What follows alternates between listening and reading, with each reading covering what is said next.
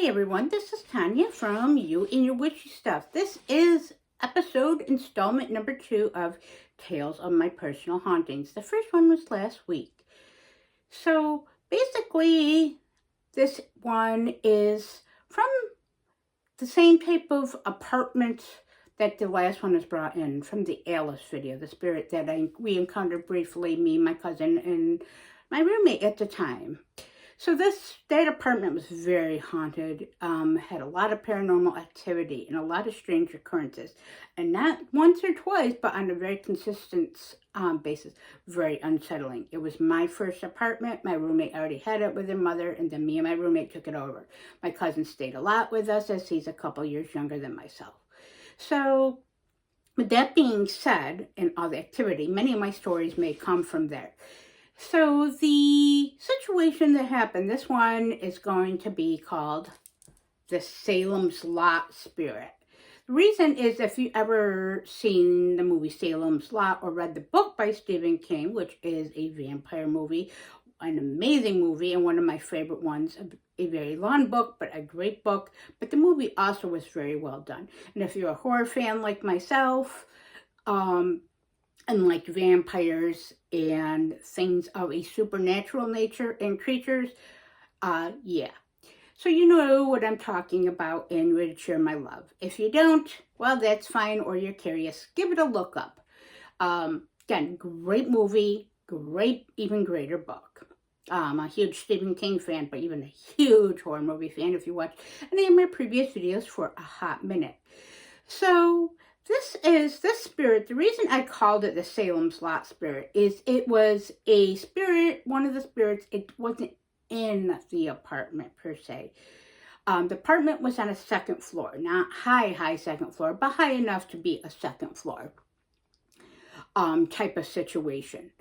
And basically it was a shape-shifting spirit, meaning I did change other forms, but what it did like to do to ourselves, and even other visitors, people that weren't aware of the paranormal activity, or even spirits, or even had the gift of seeing them, or the ability to do so, still on occasion were experienced and affected by this spirit. So this spirit here, the Salem's Lot Spirit, I call it, because for me, and yes, it did show itself to my roommate on that occasion, more than several occasions, along with other things, but it did show itself to her, but 9 out of 10 times it was me that experienced this form. It liked to play off your fears. What things don't like to play off of fears and feed off of them and antagonize. This was a very antagonized and negative entity. It wasn't per se powerful, but it wasn't nice. It just wasn't nice. It got great joy and pleasure out of affecting anybody that it could. And since we're on the second floor, it's outside the window. So in the movie, Salem's Lot, if you haven't seen it, there is, of course, a vampire, a very old vampire, and a person familiar that was watching over them. And it was just a creepy situation and such. You can even look up the synopsis stuff on Wikipedia, YouTube, or YouTube. Well, there's stuff on YouTube, I'm sure of it, and Google. So there was, not to give away the whole story, but just to give off a little clip of why it's called the Salem's Lot Spirit, is there was a child in that movie, one of the main characters, in the beginning and for a little bit, that got, of course, attacked and killed by the vampire. And basically, and was one of the bigger things that throughout the story played some things to that. So it was a younger boy, I don't know, maybe 10-ish, I don't remember, but I know he was probably between around 9-ish or 10-ish. So basically got attacked, and of course it came back. And what was really fucking creepy about that was that he came up to the window after he became a vampire and the undead, and scratched on the windows in that creepy, with the creepy glowing eyes, the scratching and the presence, and the haunting, disturbing voice. To the other character on it. And yeah, creepy and disturbing. I always loved horror movies, but yes, fear is fear. And that always stuck with me. And so basically, it liked to play off of that for me and my roommate. That's one, again, like I said, one of the main forms that it chose. So the spirit would, so of course, never come in the apartment. Thank the powers that be, let's put it that way, that it did not. Where there was many other things that did, or did inhabit that apartment and that building itself. There was 4 apartments there. So it would hiss like the movie and scratch on the window and tap.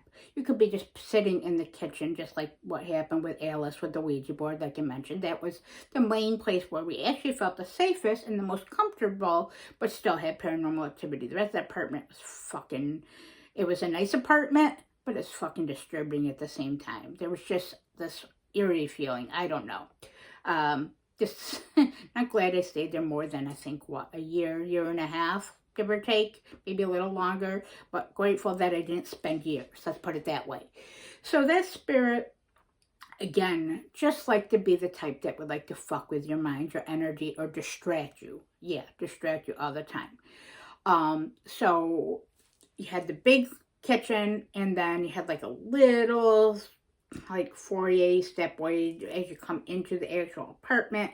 It was open. There was not like a door there. There's a door to the downstairs that separated everything, but right there. So you had the cut 2 big windows there.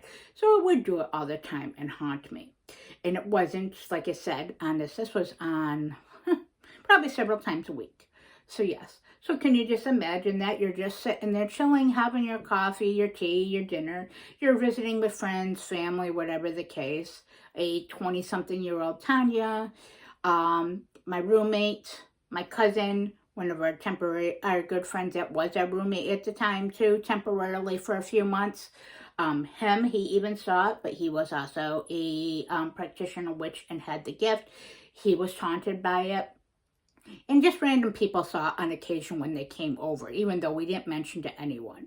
So where it didn't cause any actual, luckily, physical harm or things like that, like other things that may have or tried to attempt to in that place, that'll be a stories for different times that come from there. That actually was scary, fucked up, and threw you off your game and off your grounding. Of course, being young and very energetic and stuff, yeah, it got great kicks off of pulling off of that and feeding off our fears.